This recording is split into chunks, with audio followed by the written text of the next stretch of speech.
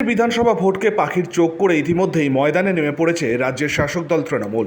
মহিলা তৃণমূলকে আরও শক্তিশালী করতে এবং মহিলাদের এক ছাতার তলায় আনতে গোটা রাজ্য জুড়ে শুরু হয়েছে বিভিন্ন কর্মসূচি। এর আগেও মহিলা তৃণমূলের উদ্যোগে পাণ্ডবেশ্বরে অর্পিতা ঘোষের উপস্থিতিতে হয়েছিল আলাপচারিতা অনুষ্ঠান।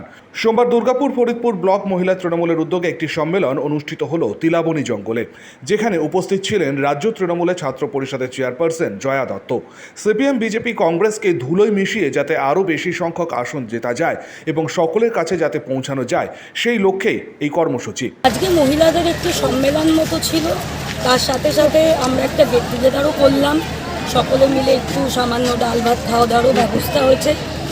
মেন 2026কে সামনে রেখে আমরা সমস্ত মহিলা কর্মীদেরকে দলের নির্দেশ এবং কিভাবে আমরা আগামী দিনে কাজ করব এবং 2026-এই পশ্চিম বর্ধমানে কিভাবে বিজেপি সিপিএম কংগ্রেসকে শূন্য আসনে পরিণত করব, সেই নিয়ে আমাদের আলোচনা। একটাই, আমাদের মানুষের বাড়ি বাড়ি পৌঁছতে হবে এবং উন্নয়ন যেভাবে বাংলার মাটিতে মমতা ব্যানার্জি ঢেলে সাজাচ্ছেন, সেই বার্তা প্রত্যেকটা ঘরে ঘরে আরও সুস্পষ্টভাবে পৌঁছে দিতে হবে। প্রলয় ব্যানার্জি, 99 নিউজ বাংলা, ফরিদপুর।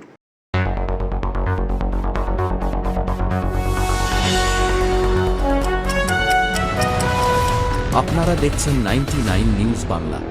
বদলাবো আমরা।